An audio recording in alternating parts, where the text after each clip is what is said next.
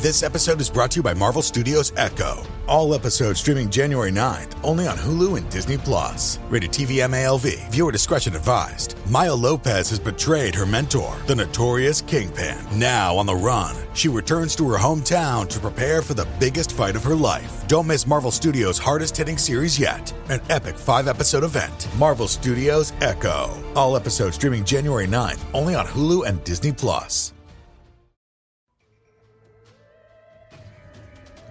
Hi, and welcome to Scare You to Sleep, Halloween Kids Edition. I'm your host, Shelby. For those of you who are new around here, every once in a while I like to drop an episode written by kids for kids because I think everyone can use a few fun scares in their lives, and who am I to tell kids what is scary? They are plenty imaginative on their own, so why not let them create their very own Halloween special? So, this is very different from my normal episodes. Usually the kids episodes come out as a bonus earlier in the week, but as you can see, I got a huge response this time to my call for submissions. This is a doozy of an episode. Hopefully it will keep you guys in the spooky Halloween spirit all month long. A fair warning to my listeners who come for relaxation, I tend to get a little zanier with the kids' stories and sound effects, as if you couldn't tell already. But don't worry, I will be back next week with our usual haunting mellowness. Now, on to ghosts, ghouls, witches, zombies, and all the other creepy creatures of the night.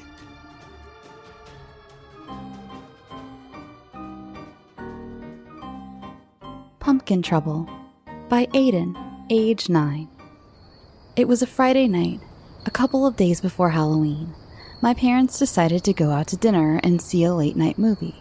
They took my little sister to stay with my aunt, but I didn't want to go. I begged to stay home. I wanted to get a head start on carving my pumpkin.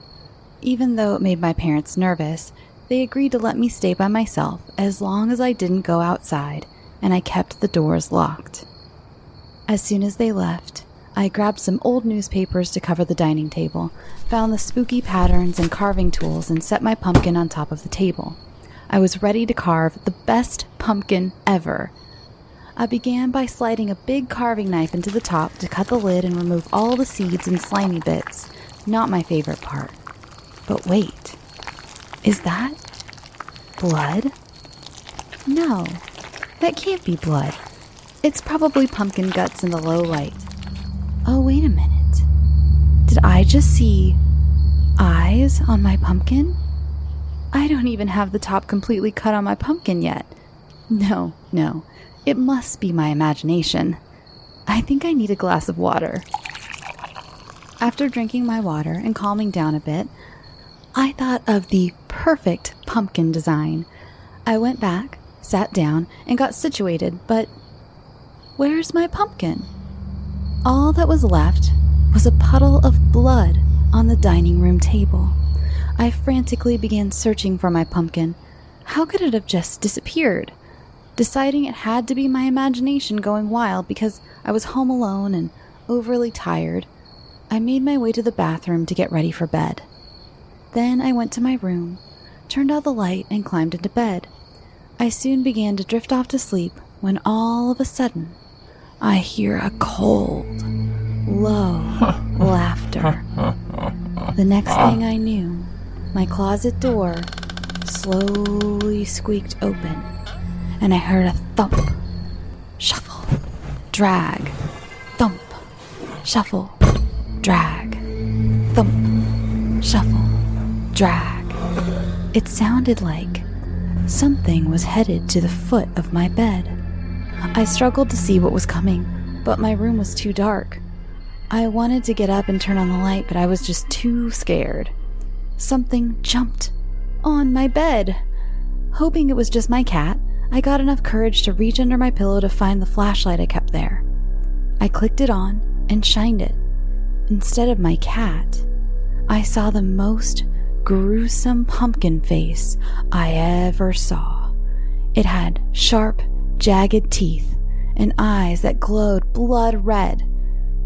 It was holding my carving knife, and judging by the horrifying look it gave me, I was in trouble.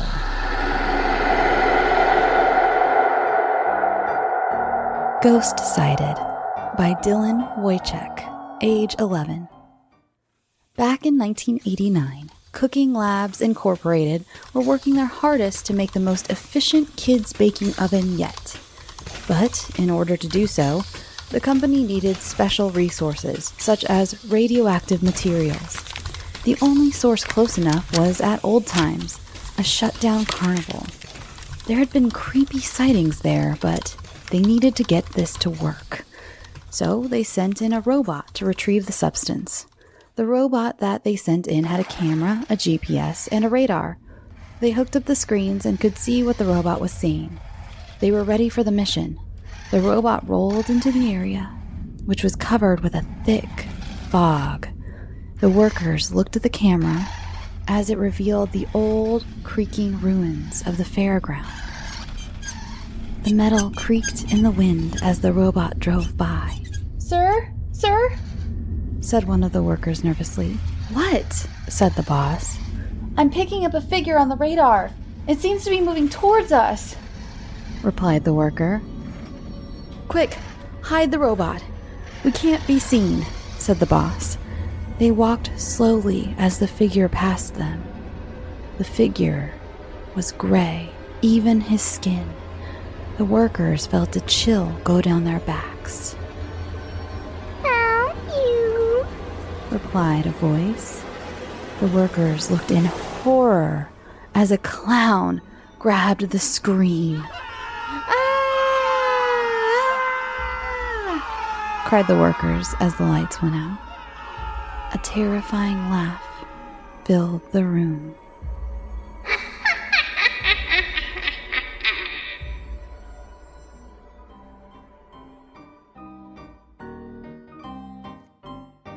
The Stalker by Kaitlyn, 6th grade. It was a warm September night as I was walking home from work. The streetlights above me illuminated my path with a dim light. My feet ached from all the walking, and I needed to rest. No, I thought, I'm almost home. I can manage. I took my phone from my bag and checked the time. 9 p.m. I groaned as I put my phone back in my bag. It felt as if I had been walking forever. I looked around to see if there were any buildings nearby. Maybe they'll have some drinks there. I looked ahead and saw a dark figure just standing there. Perhaps he was waiting for the bus. No, that can't be it. None of the public buses were running at this hour. Maybe someone was going to pick him up. It doesn't matter. I shouldn't concern myself about it, I thought. I walked past the man and stopped a few feet ahead of him. A chill ran down my body as the air surrounding me grew cold.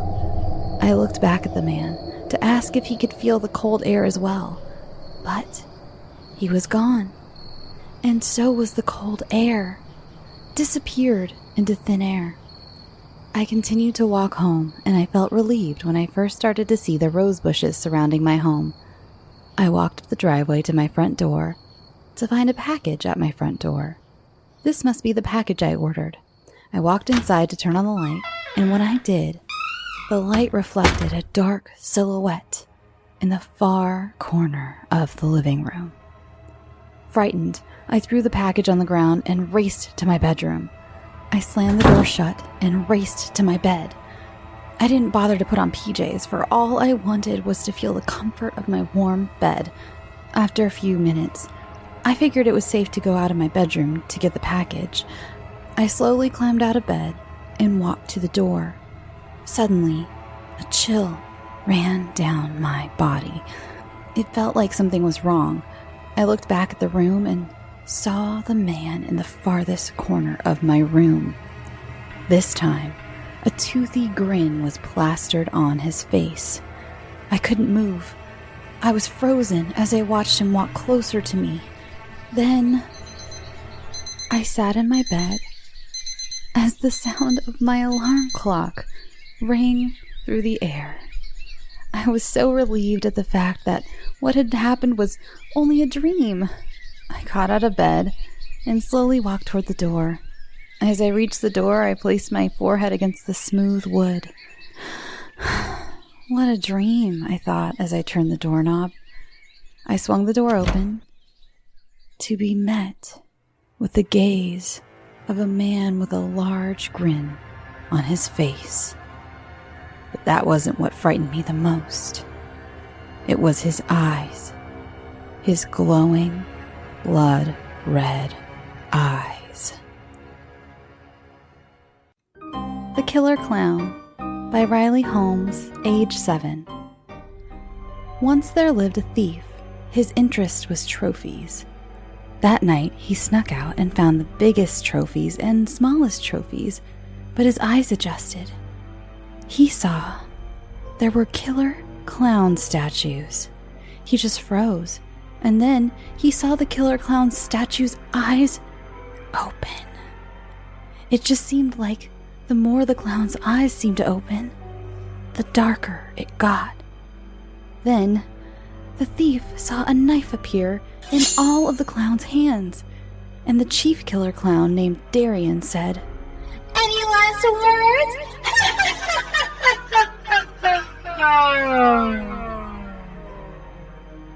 The end.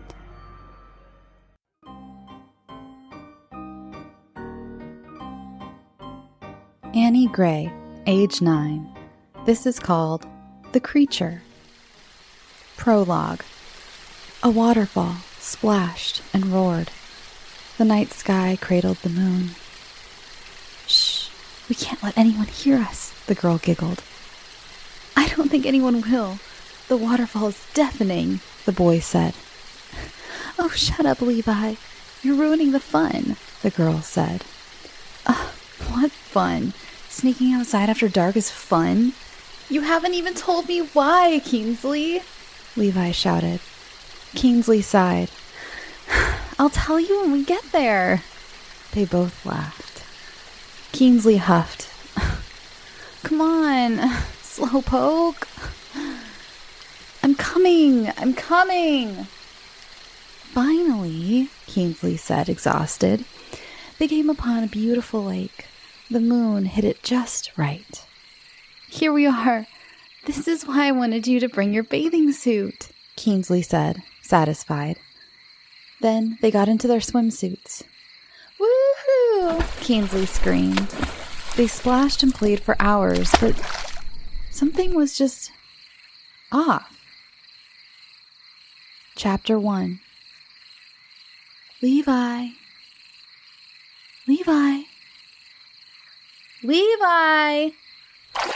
Yes, Kingsley? Oh my God. There you were, Kingsley said, relieved. I was just underwater. You're so dumb, Levi shouted. Who won the math test in school? Ha, exactly, Kingsley teased. Hey, Kingsley, we should get home. It's 12 o'clock, Levi said quietly. Okay, let's go. 3 a.m. Levi, why are you still over? Kingsley shouted. Shh, you'll wake up my parents. I'm at your house? Kingsley said sternly. Before you get really mad at me, let me explain. When you were walking home, I glanced back and you had collapsed on the ground. So I brought you to my house and I put you on the couch. Levi waited for Kingsley to respond. Well, what time is it? Kingsley asked as she rubbed her eyes. 3 a.m., Levi whispered. I felt a hand touch my back while I was sleeping. I thought it was you, Levi shivered. Hey, Levi, it's okay. I promise it was probably the cold air or something, Kingsley said as she hugged him. Thanks, Keens. Kingsley laughed. Can I go back to sleep? Kingsley asked, chuckling. Chapter 2.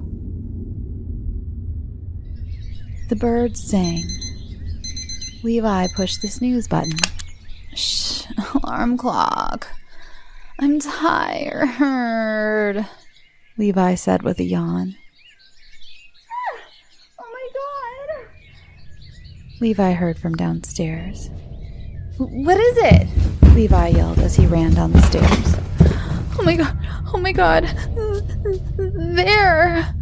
Keensley stuttered. Laying on the floor was Levi's mom. Blood seeped out of her mouth, staining her straw-colored hair.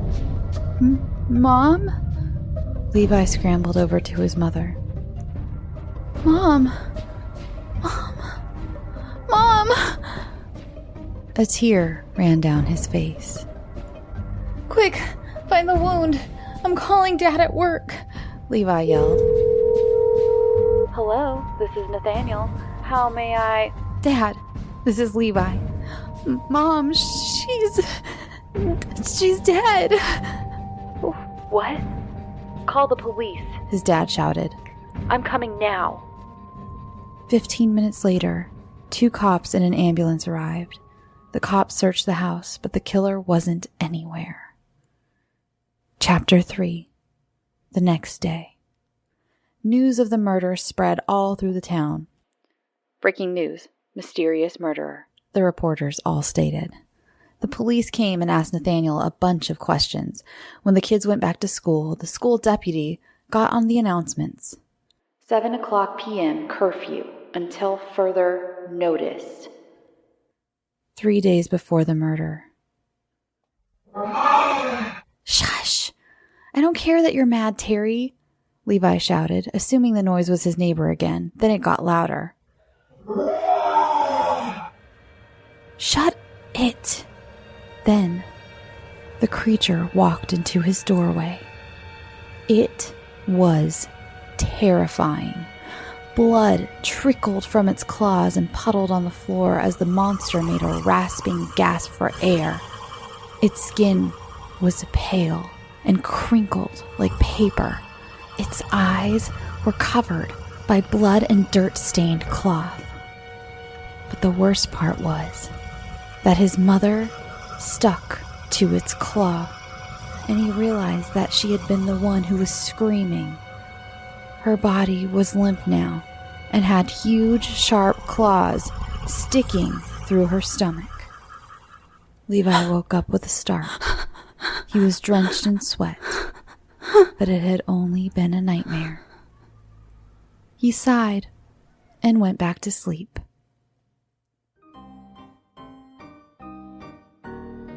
This is The Doll by Charlie Newell, age 9.5.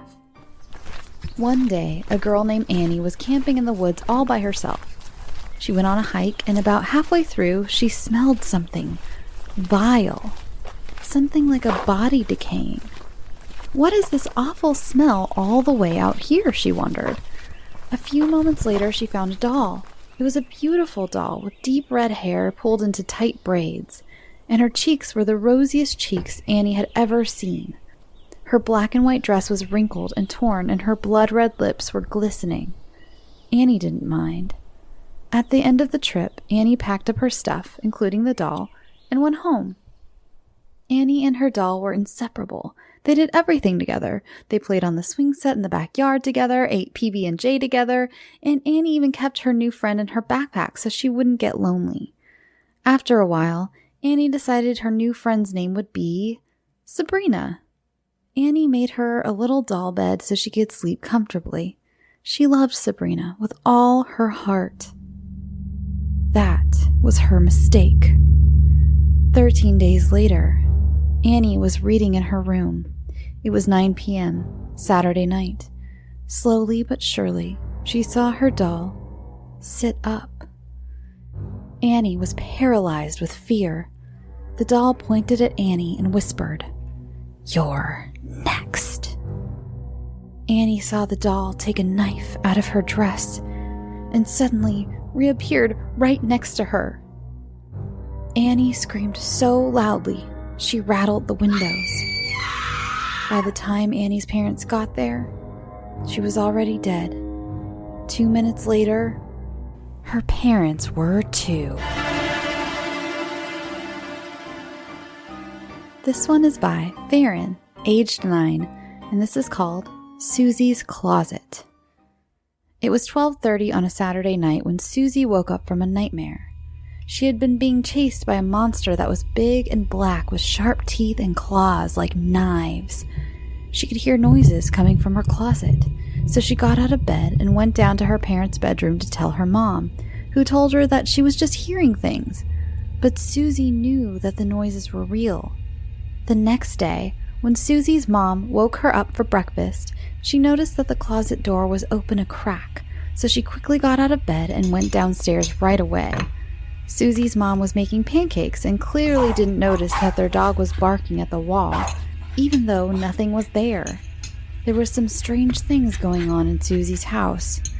That night, Susie again heard noises from her closet and decided to be brave and check it out. She opened the closet door and was never seen again.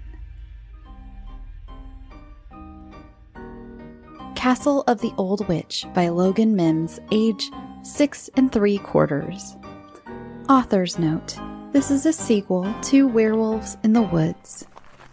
Logan and Kevin had just retrieved the werewolf. They were walking along a path on one of the islands when they saw a castle on a high mountain. The mountain was covered in dark, scary trees. The castle was in the darkest part of the island, which was so scary. When they got closer and closer, they hid because they saw a witch named Luna and her pet frog named Switch. Luna had a dark staff and her frog was poisonous. And then Kevin and Logan decided to go all the way back to Kevin's house, but Fang, the werewolf, stayed behind to watch the castle.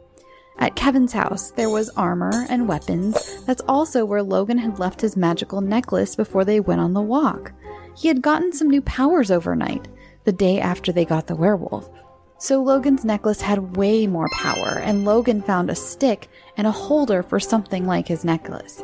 So he put his necklace on the stick right away. And the string on the necklace disappeared. He tried to take the necklace out and make the string reappear, but it was stuck. Now the stick and the necklace is a staff. Now Logan and Luna were even matched. And also, while they were at Kevin's house, Kevin grabbed a sword and a shield. Now they were ready to go back to the castle.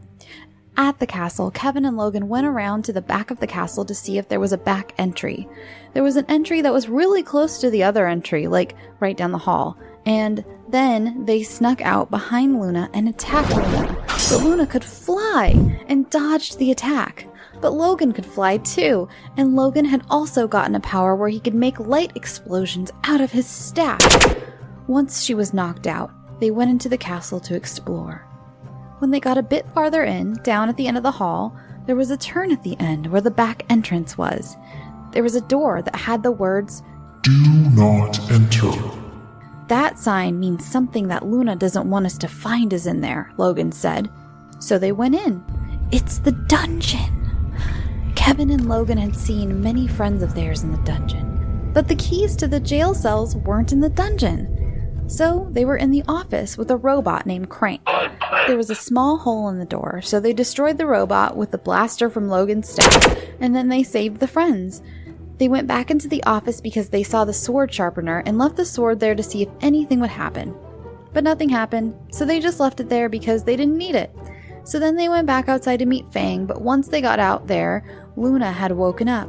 So Logan blasted Luna into the ocean. The end. This one is from Rena, age 12. But she turns 13 in November, so happy early birthday, Rena. This dream is from my brother. His fake name will be Cole. I was 15 with my twin sister. Her fake name is Jade, and my brother and his twin sister were 17, and her name will be Morgan. Our parents were out when we had to take care of the two kids. We were all in different rooms. They killed my sister by stuffing her in the bottom upper drawers, and the other drawer crushed her. Next was Morgan. My brother couldn't remember how she died. I bet it wasn't pretty. Next was me. I was washing the dishes. The sink faces away from the whole kitchen, so I couldn't see anything. One of the kids grabbed a knife and throws it at my head. My brother escaped by crashing through a window. Then he woke up. Please keep in mind that he was 11 and I was 9 and I'm 12 now. He told me and Morgan and I never forget it. I've been watching something scary for a few months now and I feel that the dream was a warning. Now you know. Well, I will keep my siblings close to me when we have to babysit two kids. This next one was actually submitted without the child's name. I tried reaching back out, but I didn't hear from their mother in time. So if your mom's name is Tiffany and she submitted a story for you, then here it is. She stared at her reflection, hard. She knew something wasn't right. She blinked. Her reflection blinked. She frowned. Her reflection frowned. She waved. Her reflection waved. She went to walk away from the mirror, but she noticed something. Her reflection didn't move. It just stood there. It took a long, deep breath in, then exhaled. A black, thick, molasses-like smoke. It filled the room. It filled her lungs. It filled her vision. It dragged her over to the mirror. Reflection looked down at her, taunting her. You're the reflection now, sweetie. It smiled. Although she felt miserable, something urged her and pulled her face up into a miserable smile. Her reflection waved. Like puppets on a string, some unexplainable force pulled up her arm and waved. Her reflection walked away. Just like that. She turned to dust. She could barely hear the sound of her reflection, cackling over her own screams. This next one is called The Man by Savannah in the 5th grade. Angela smiled when her friend came to the door. She always thought he was tall, but she didn't mind that part of him. He came on a windy Saturday night when her parents weren't home, which was a rare opportunity when she got paid to sit at the house all day watching TV. It was an easy few dollars to get over the weekend. Every day, $100 she got paid to sit around and stalk this one tree that always creeped her out. The way she got to see this tree is through her parents' master bedroom window, at the edge of her family's very maintained yard. But now, she was a big girl, house-sitting for her parents. She had no time to look at that silly tree. She had more important things to do than look at the tree. She, the daughter of M. Lakeview, they call him that because he's overpowered with money, and his job makes him enough money to buy everything in the world. He would get so mad that sometimes he would throw a fit over the simplest things. Like when he threw a fit over how the kitchen sink was stainless steel and not the highest quality of craftsmanship. While her mother, Jessie Lakeview, was a housewife who would take care of the house when her father was home and when he wasn't. She was almost like a personal maid, not a wife of him. So useless that she didn't deserve the best life because of her past life. She would get screamed at for hours, all because her shirt had one wrinkle in it. So most of the times, she would play on her phone, trying to wash away her emotions from everything she had fought with in her life, and let the maid part of her do all the work for her, than the emotional part of her. But now she was a big girl, like her parents said to her when she was scared. She wakes up at 7:35, she panics. Her parents aren't here in their bedroom. She looks around the house for them. Are they missing, or did they get murdered? When she remembers they're in South Africa for a business trip, the only reason her mom isn't here today is that her father needs a driver, a guide, and a maid. That's how he made her think, just a thing, nothing else. He just married her for the looks, money, and that she would clean wherever she was told to. She got up and poured her favorite kind of cereal, sugary oats that will rip your heart because they're so sugary. Well, that's what they say, but she thinks it's just that they want more people to buy it. So they make more money, to see if their hearts will really rip out of their bodies if they eat enough of it.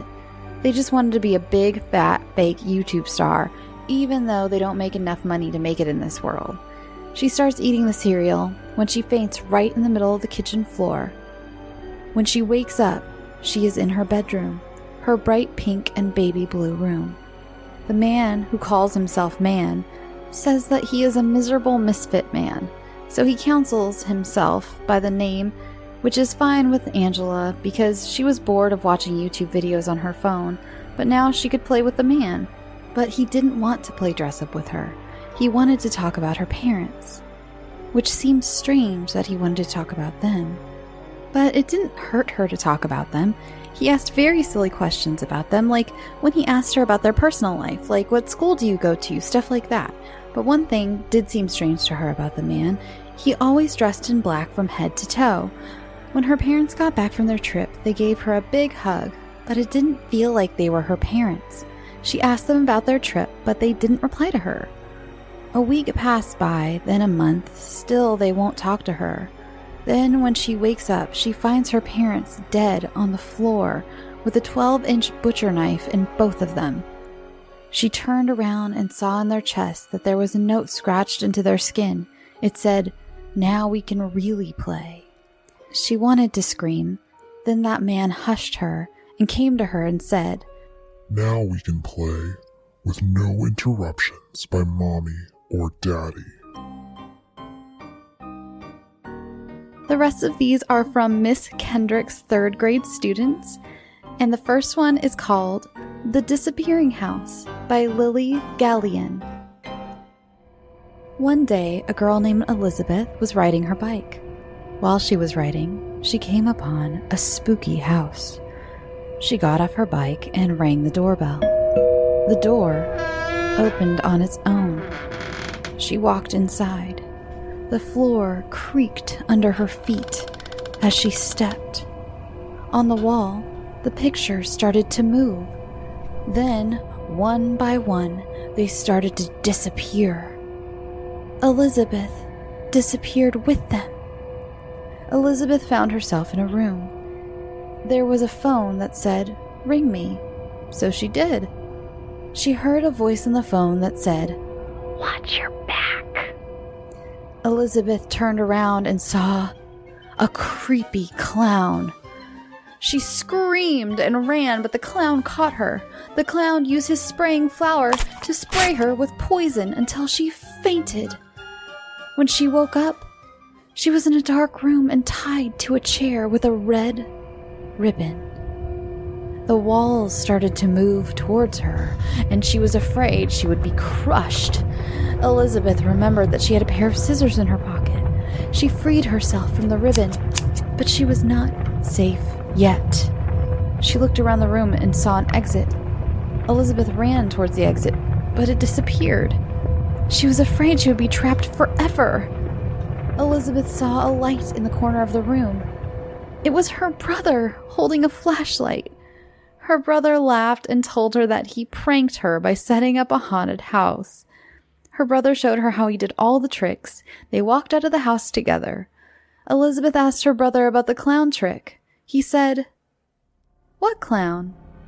They turned around, looked at the house. They saw the creepy clown, screamed, and ran home. Night of Nightmares by Nathaniel Jennemann. One stormy night, there was a door, an ordinary door. But then the family woke and opened the door. They found a zombie. They all said. They went out of the house and went to town. The next day, they were playing in the backyard. Then there was a thump. Then another. It grew louder and louder. The Ankylosaurus was walking down Eastwood. It was coming down fast. Then a T-Rex was coming. Then a skeleton. Then a shark cloud. Then a talking cardinal. They were coming in all directions. They were all freaked out. "Ah!" they all said. They went into the house and stayed there. They looked out the window and found all the monsters still. They walked quietly out of the house and to the park. "We're safe," said the father. Or are they? They heard the thump again and again. It was growing big and loud. Oh no, not again. The park is not safe anymore. They ran away. 5 years later, Father said, "Go on to high school, children." Valentina and Sean got on the bus and went to school. The T-Rex followed. They hadn't been seen for 5 whole years. The tail whacked the window. The backpacks went flying out the other window. My crystal, photo, and other cool stuff were in there, and they cost a fortune. My mom doesn't have a fortune anymore, said Valentina. Suddenly, the talking cardinal flew in with his army. Meanwhile, ring ring, Valentina's mother answered the phone. Hello? Yes? Yes? Oh no! My child is getting attacked by a T-Rex? I did not know they existed. Valentina's teacher said, "Just get over here." Okay, come on, let's drive. Broom, broom. So, when the mom got to the school, she saw a scary sight. Too scary to say. Okay, I'll tell you. The school is no longer a school. It is now half T-Rex. So the mom rescues her child. But, she says, how do I get out? A zombie appeared. I'll show you. Just let me bite you. So the zombie bites her. If I bite you, you turn into a zombie. Meanwhile, the teacher tries to run out, but she realizes that she hasn't saved her students. So she goes back inside and tries to find her children, all 24. 2 hours later, we need 2 more. So they split up to find the 2. They found one, but she got zombified. So they look out for the other one. Valentina! Valentina! Oh, there you are. Now let's get out. 1 week later, she went out of the hospital and went home and lived happily ever after. The Reflection by Drew Hook. One late night, a girl was doing homework and she got up and went to the window. It seemed like there was a guy outside her window. She went back to her chair and resumed her homework. She looked out the window again and it seemed that the man was closer. When she was in her chair, she got a little scared, so for the last time she looked out the window and the man was right there. She immediately called 911, and when they came, they didn't see anything. And right when one of them was walking out of the room, they stepped in this mud and saw a different footstep in it. The girl realized that the man outside the window was a reflection, and the man was right there behind her the whole time. Hey there, it's the new year. You've got mood boards and resolutions, and work is back in full swing, and you don't need any extra stress in your life. And Factor's ready-to-eat meal delivery takes the stress out of meal planning and sets you up for success in the new year. Skip the grocery stores, prep work, and cooking fatigue. Instead, get chef-crafted, dietitian-approved meals delivered right to your door, with over 35 meals to choose from per week, including options like keto, calorie smart, vegan plus veggie, and more. Plus over 55 weekly add-ons. You'll have a ton of nutritious and flavorful options to kickstart your resolutions. Forget frantic lunch preps and rush dinners. Factor's 2-minute meals are your secret weapon in the new year. Fuel up fast with restaurant-quality meals, all delivered right to your door. Factor now offers loads of snack options like breakfast, smoothies, juices, snacks, and more to keep me going no matter what's on the schedule. Skip the overpriced takeout trap. Factor is cheaper and way more delicious than takeout. Get chef-crafted, restaurant-quality meals delivered right to your door. They are ready to heat and eat in just 2 minutes, which means more time for you. Need a special occasion meal? Gourmet Plus is the perfect solution if you're looking for fast, upscale options done easily. When things get hectic, Factor is flexible. Change up your order every week with plans from 4 to 18 meals per week. Or pause or reschedule your deliveries anytime. Stress less over meal times in the new year. Factor's no prep, no mess meals free up time otherwise spent on shopping, cooking, and cleanup. No more wasting time in the kitchen. Not only does Factor offer fast, simple solutions when I'm too busy to cook, they also help me stay on top of my goals. With offerings like Protein Plus and Keto, I can stay on track. This is definitely going to come in handy for my New Year's goals. Factor has everything I need for a week of flavorful, nutritious eats. In addition to ready-to-eat meals, they have cold-pressed juices, smoothies, energy bites, extra protein, veggie sides, and more to keep me energized during frantic times. Head to factormeals.com/scareyoutosleep50 and use code SCAREYOUTOSLEEP50 to get 50% off. That's code SCAREYOUTOSLEEP50 at factormeals.com.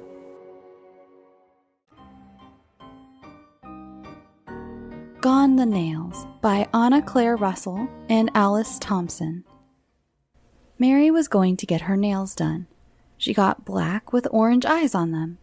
The next morning she woke up and realized her nails were watching her.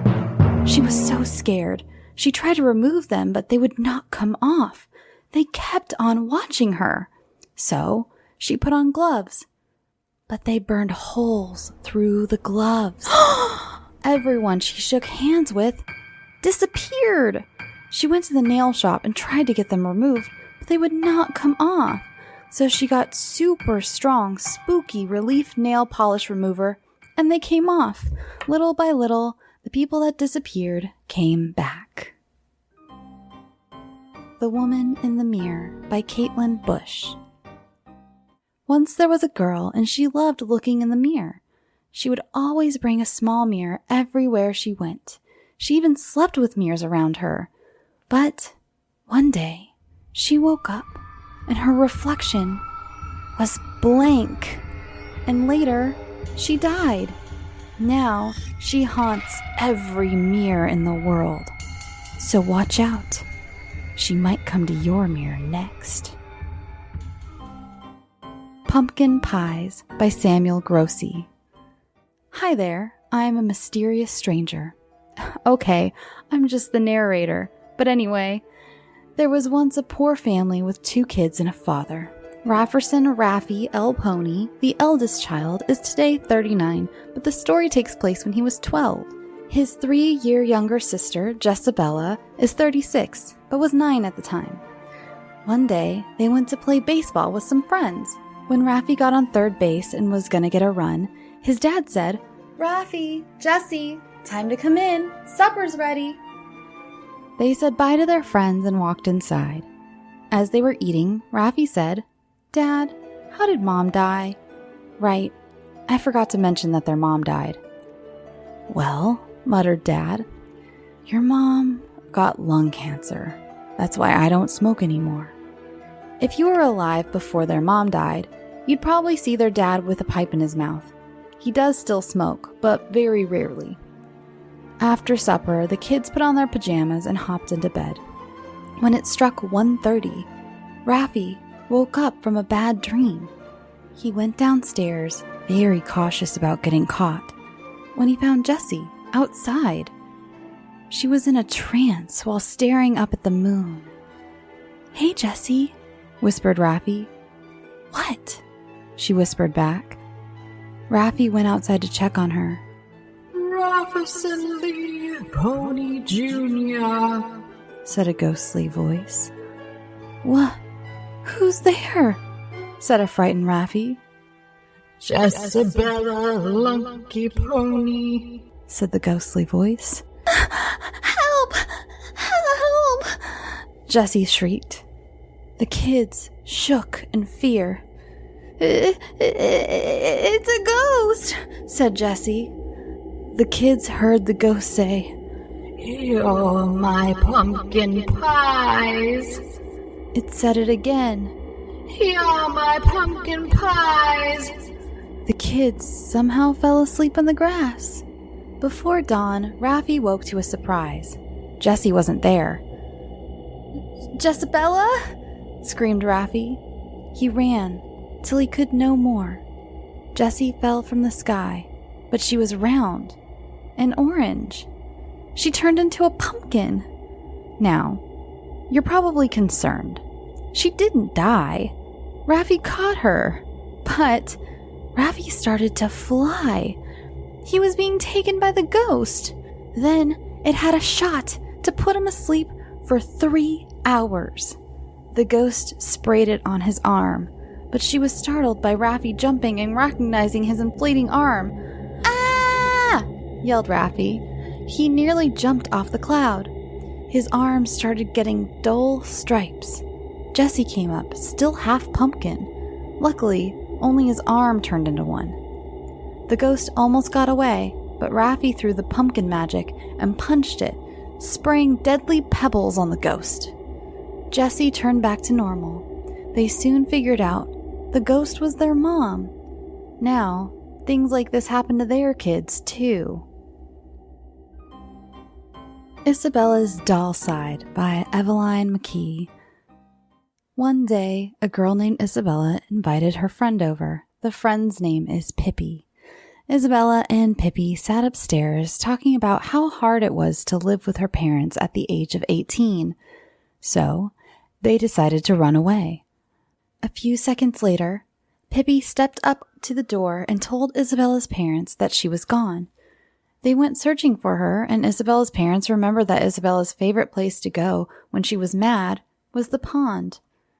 They went to the pond and realized Isabella's dad had bad eyesight, because Isabella's dad ran to pick up a doll that looked a lot like Isabella, except it had button eyes and a sewed-together mouth. They didn't have a choice, so they had to let Isabella's dad take the doll while going back home. Except they couldn't find the house. But what they could find was a tent. They put the doll in the corner and drifted to sleep. When they woke up, there was the doll, screeching in their faces. Knowing the fact that Pippi was allergic to peanuts, the doll stuffed a bunch of peanuts in Pippi's mouth. There went one. Then the doll pulled a knife from behind her back. The doll started chasing Isabella's parents like a serial killer, with Fluff trailing behind her. Something else trailing behind her were about 5 sock monkeys.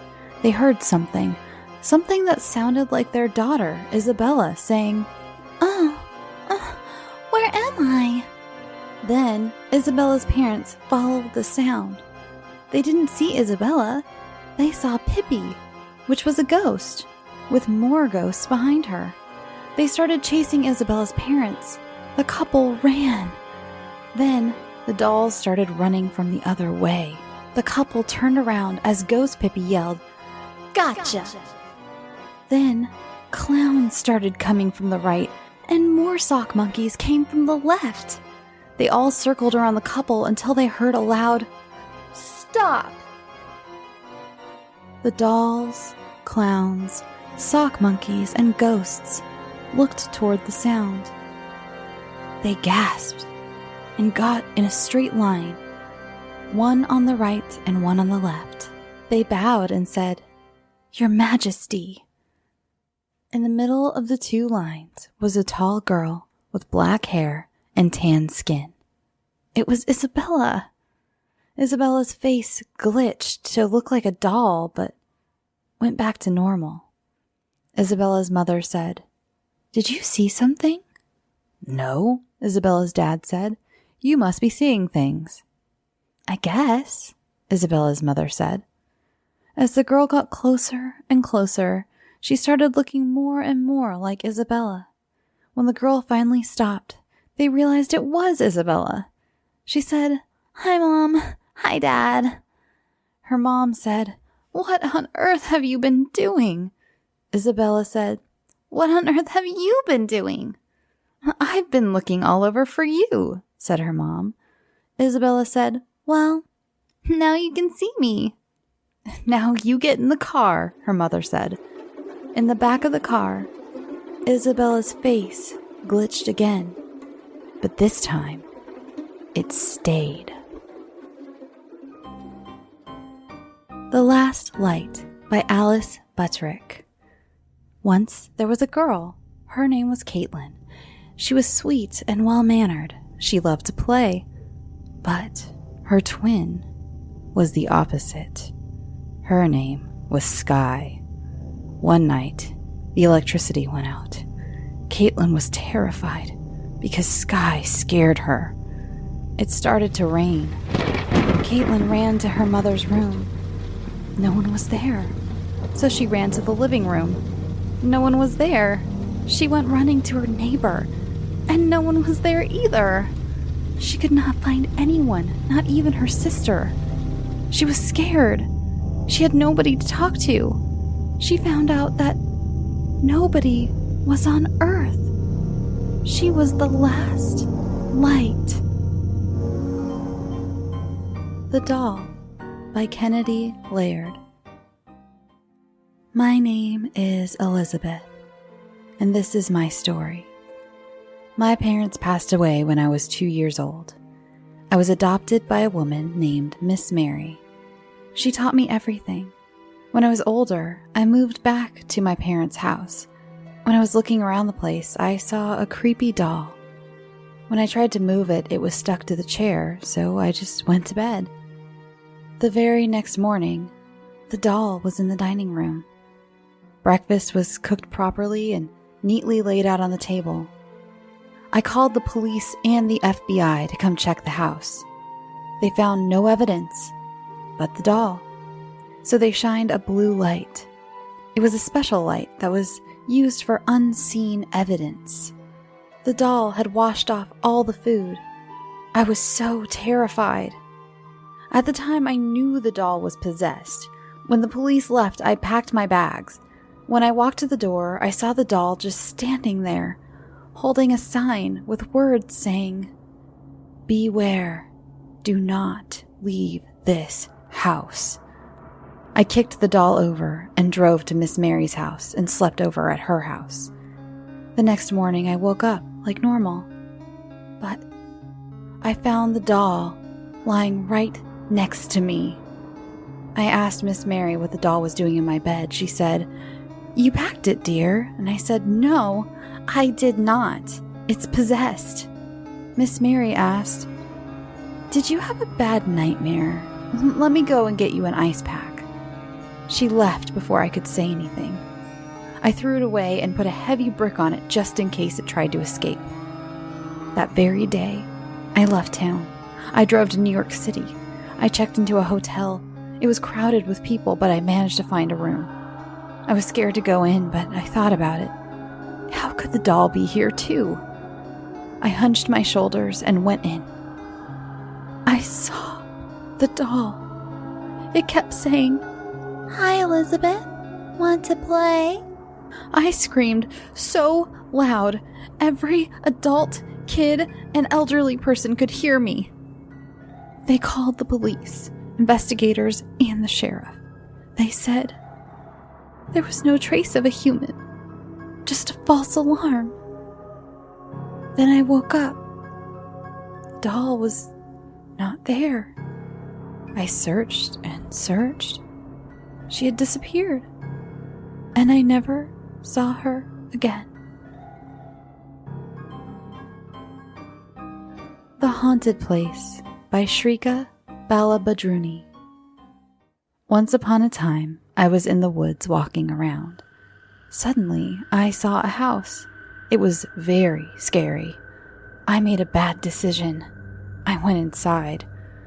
I saw only smoke. Then I cleared it all out. Then I saw bats, dragons, lions, tigers, and humongous poison bugs. Ah! I screamed.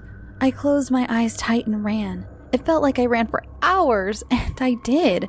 Soon I realized that it had no end. What should I do? I thought and thought, but soon I realized there was no way out. I just sat there and cried and cried.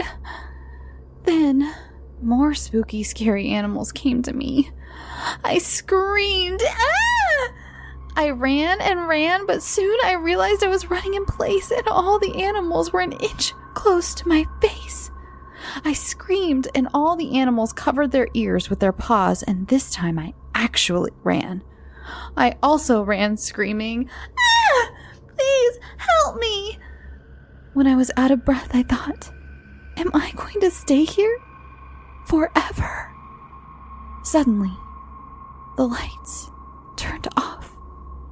I'm really, really scared of the dark. Then it turned super cold.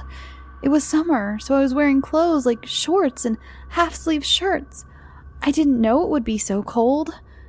Luckily, I had a thermometer to check my temperature. I know I have a cold, but I didn't know my temperature was below 1 degree Fahrenheit. I really wish I had a jacket. Then, I saw a creature with the tail of a dinosaur and the body of a dog and the head of a dragon. It was twice the size of a palace.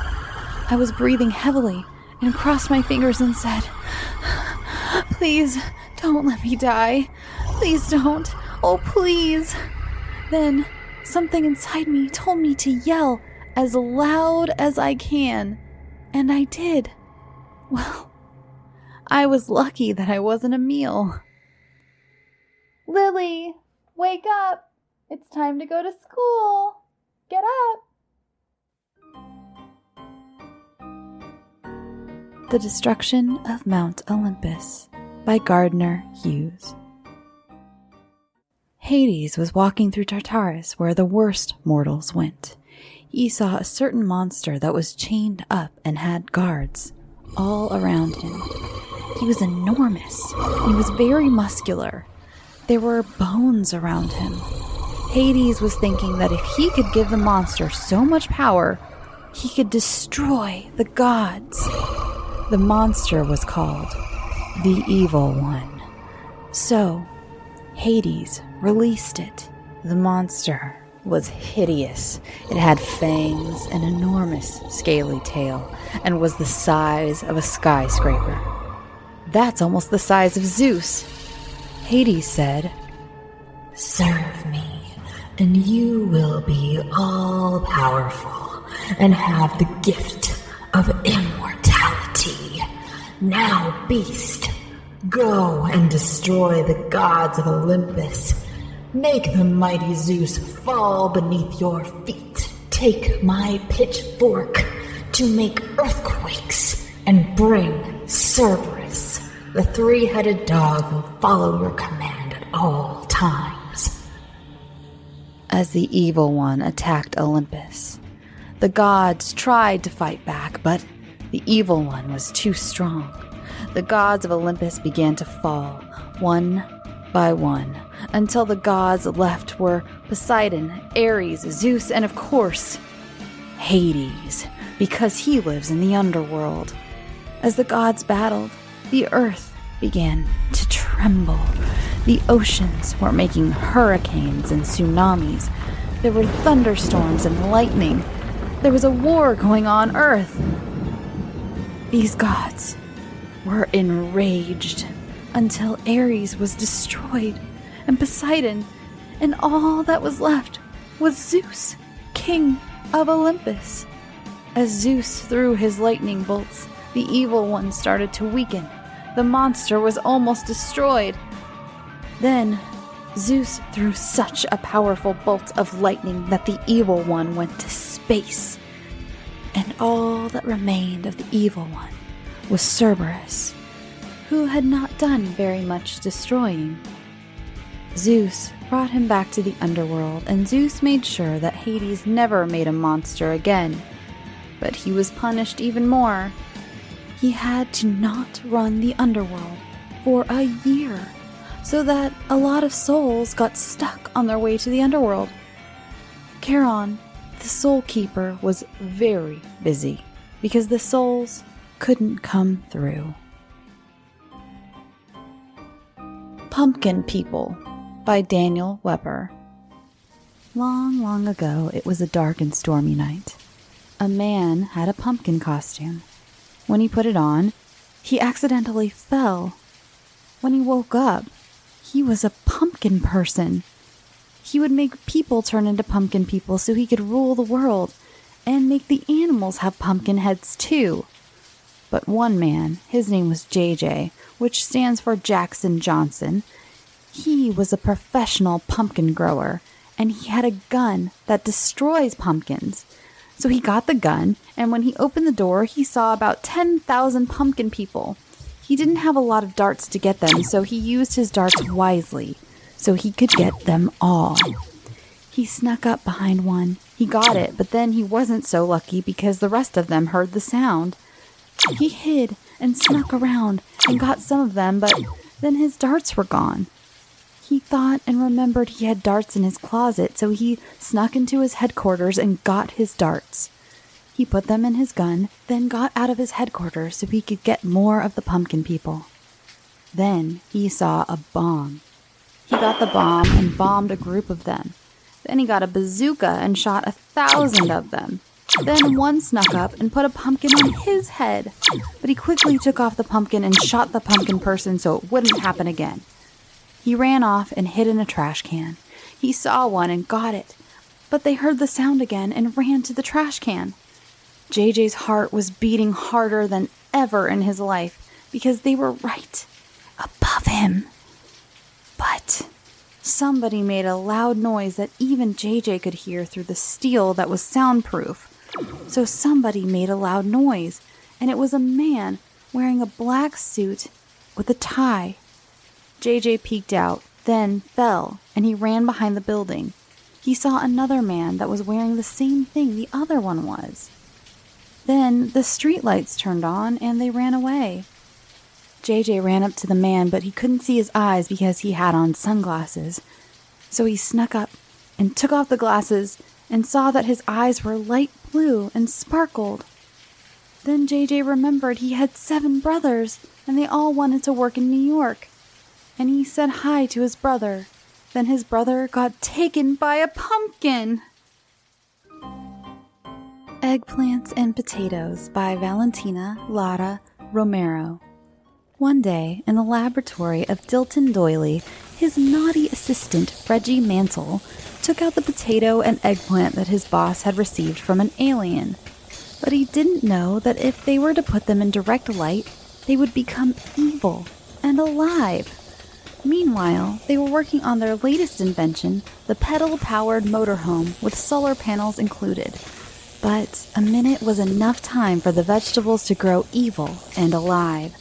Suddenly, they heard a large crash and raced to the other room to see what had happened. They saw a hole in the wall and 2 gigantic shadows towering over the city as people screamed in fear. The vegetables kept growing as the army and tanks shot. Soon, they realized that the potato and eggplants only grew, so they drilled a hole and made it very hot and dumped a lot of oil in and distracted the vegetables into the big hole, and the second they got into the hole, they exploded. Then, the whole town was covered in vegetable parts. It all ended magnificent, but unfortunately, they had to clean up the whole town after that. Melicity, the Creepy Daydreamer by Zariya Williams. Once upon a time, there was a girl named Melicity. Every day, she went to school and daydreamed about her crush getting hurt by 50 monsters. Every day, her best friend Maylee called her name all day, but Melicity was always so busy daydreaming that she couldn't hear her. So, one day, Maylee got tired of her. She told her, "We can't be friends anymore because you are always so busy daydreaming about your stupid crush. Do you daydream about me?" "No." Melicity had a horror daydream come true, losing her best friend. She went home and went to bed before her mom could say, "How was your day?" She hates when her mom asks her that, and she wasn't in the mood today, so she hurried upstairs to her room and sighed. She opened her computer to find how to get your best friend back. Nothing showed. She sighed again and hurried out the door before her mom said, "What's wrong?" Her mom wanted to do with everything in her life. She went to her dad's house and she passed a store that showed how to get your friend back. Oh my! She stopped while saying, "This is what I need," she said. "I don't have to go to my dad's house and smell his stinky cat anymore. Yay! But it is getting dark. I will come back tomorrow." She went fast to sleep, and this happened. Melicity had the most scariest dream she ever had in her whole entire life. This is the dream she had. There were 50 monsters attacking her crush. She ran over to him and tried to save him, but She was getting hurt. The monsters were so ugly, she couldn't take it. Then zombies came out of nowhere. She laid down and then woke up with something so big and dark on her. She was in a bloody room full of different scary things and people. There was a person making really scary noises. She didn't know if it was blood or just red paint. She tried to get away. With a scare, she went down to the floor with tears falling down her eyes. Her mom was shaking her. She woke up and saw it was a dream. That is the end. The Museum by Jasper Clements. One day, a kid named Jack spent the afternoon in his house. That night, he had a nightmare. Little did he know, but this nightmare was really a vision. The next day, he decided to go to a museum. He saw all sorts of scary stuff. He was still there at midnight. Suddenly, the red, saber-toothed tiger's eyes glowed red. Jack was freaking out. The saber-toothed tiger suddenly destroyed the glass case it was in. It had come to life. The same thing happened to the Tyrannosaurus Rex and the Allosaurus. Soon, all of the things had come to life. Jack was panicking. He saw the door. If I can make it to the door, I'd be safe, he thought. But as soon as he moved, so did the now living, scary, extinct animals. He jumped, and so did they. What he did not see was that the saber-toothed tiger was in the back, ready to pounce. Jack started walking backward toward the door. As soon as he did, they started walking towards him, so he made a run for it. Suddenly, the saber-toothed tiger pounced, and the other scary things started running towards him, and bang! He hit his head on the door. Right before he became unconscious, he thought he heard a Tasmanian tiger say, "Nighty-night." When he woke up, he was in the hospital. He got out and saw zombies everywhere. He just remembered he watched 28 Days Later yesterday, and now it's real. He laid down for the next few hours until some zombie spotted him, and the chase was on. He tripped and was about to be mauled, and he woke up. It was a dream, but when he opened his eyes, he wished he hadn't woken up. There he was, sitting on a trap door over a crock pot. He saw the dinosaurs, the saber-toothed tiger, even the Tasmanian tiger. He was in the middle of the woods. Scared, he asked, "What do you want with me?" "Your blood," the saber-toothed tiger said in a nasty voice. Jack, shocked it could talk, was getting mad. He sat up, his eyes fixed on the saber-toothed tiger. The saber-toothed tiger could tell the kid had blood in his eyes. A chill went down its spine. Jack was happy. "It's scared of me," he thought. But then, an evil grin went across the saber-toothed tiger's face.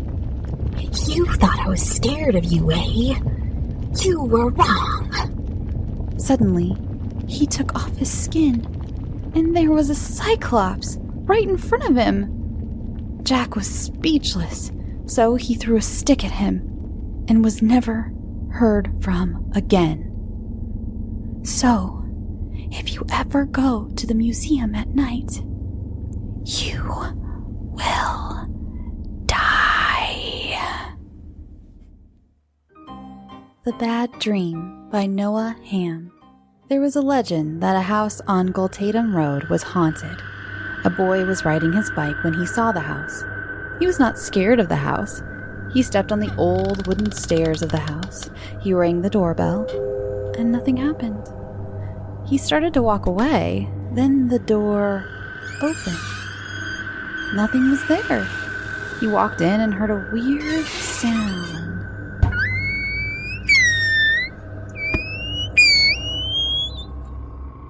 He did not know what it was. Then he heard footsteps. Click-clock, click-clock. He hid in the closet. At this point, he was really scared. Then, the noise stopped. He went out of the closet and ran out of the house. He ran home, and when he got home, he called for his mother. No answer. He called for his dad. No answer. Then he turned on the TV. It said, No one was alive. Then, the news lady turned to dust. He did not know what was happening. Then he heard a voice say, "You're next." Then he woke up in his bed. Oh man, it was just a bad dream. But little did he know, it was not just another bad dream.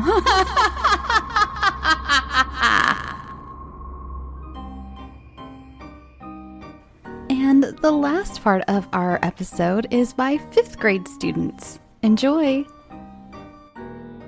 Smile Dog by Oscar Salas. One day, Richard's dad came home with a husky dog that was alone in the street and really hungry. Richard took the dog to Elvis's house to play with him in Elvis's backyard.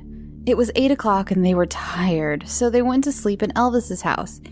It was 12 o'clock and Richard woke up to wash his face because he had had a nightmare of his dog, and then he went back to sleep.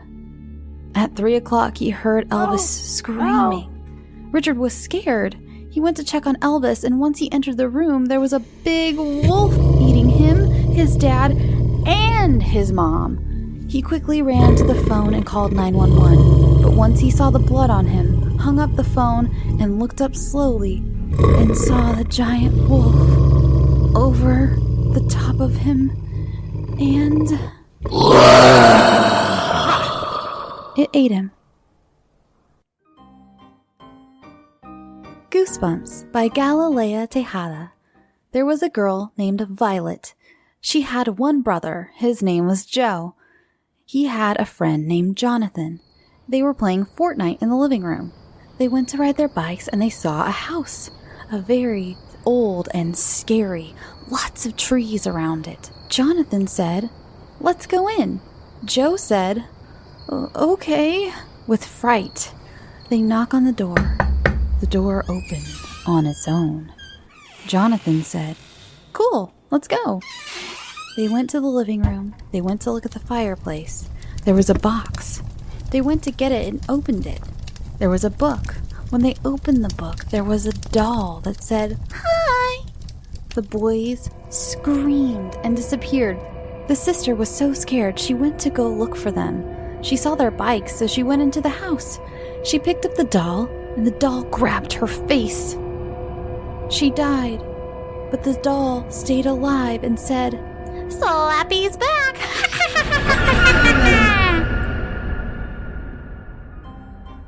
3 Kids at 3 a.m. by Jose Gorostieta. Once upon a time, I was sleeping, and then my cousin and brother woke me up. They told me, "Let's do a 3 a.m. challenge." We did the challenge, and then we looked in the mirror. There was blood everywhere. Then we looked outside. We saw a big shadow. We went inside and turned on the TV. But as soon as we turned on the TV, it was covered with blood. Then we turned it off. We tried to sleep, but I was freaked out for good. This is real. Please don't do it. And our last story of the entire evening is Slender Man by Melanie Quinones. One night at 3 a.m., Mike and his friends Jake, Michael, and Will were playing on the Xbox. Then, Will saw a man with no face and white skin and a red tie. Mike didn't care who it was, so they carried on playing. 5 minutes later, the lights turned off. When the lights turned back on, Will was gone. Then the lights turned off again, and Mike saw that Michael and Jake were gone. Mike bust through the door and into his room. When he looked out the window, he saw Thanks for listening. No face. Thank you so much to all my authors. I can tell you guys put a lot of work into these stories, and it really shows. Mike quickly hid keep under writing, his bed, keep improving, keep coming up with ideas. Draw pictures of your favorite monsters from the episode. Just go all out. I hope you all have a fun time trick-or-treating or carving pumpkins or baking cookies or whatever fun thing it is that you do to celebrate this spooky season. I will see all you kids next year. Maybe some of you will be old enough by then to graduate to the teen episode. And all right, was sweet dreams and happy Halloween. Screaming, never to be seen again.